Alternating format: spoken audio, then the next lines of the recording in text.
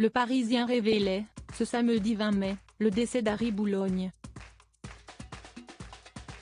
Le fils de la chanteuse Nico et prétendument d'Alain Delon était âgé de 60 ans. Il a été découvert mort, à son domicile parisien dans le 15e arrondissement. C'est sa compagne de 58 ans, Yasmina S., qui avait appelé les forces de l'ordre vers 4 h du matin, ce samedi 20 mai, après avoir fait cette macabre découverte en compagnie de son fils, âgé de 21 ans. Elle avait alors affirmé être de retour d'un voyage en région. Alors qu'une enquête avait aussitôt été confiée au commissariat du 15e arrondissement afin d'éclaircir les circonstances dans lesquelles a pu survenir le décès de la victime, la quinquagénaire avait été placée en garde à vue. Le journal francilien révèle, ce lundi 22 mai, que celle-ci a été mise en examen à l'issue de sa garde à vue pour non-assistance à personne en danger, homicide involontaire, transport, détention, acquisition et cession de stupéfiants. Yasmina S. aurait reconnu, lors d'une audition, qu'Harry Boulogne serait décédé à la suite d'une overdose mais qu'elle n'avait pas donné l'alerte auprès des secours, par peur d'éventuelles poursuites. Lors de la découverte du corps par les forces de l'ordre, ce samedi 20 mai, le cadavre était en état de décomposition avancée.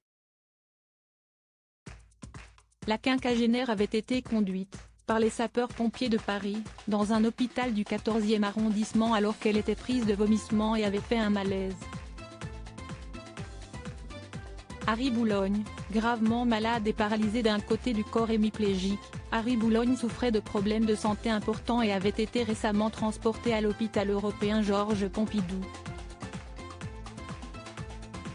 La dernière fois que j'ai échangé avec lui, il y a un mois, il était en fauteuil roulant, à la suite d'une mauvaise chute, a confié une source proche de la victime aux Parisiens. Des propos qui font écho aux déclarations du journaliste et écrivain Bernard Pasquito qu'il avait rencontré, en juin 2022, dans le cadre de la préparation d'un livre consacré à Alain Delon. J'ai trouvé Harry Boulogne dans un état de délabrement, de dénuement, de désintégration physique étonnante.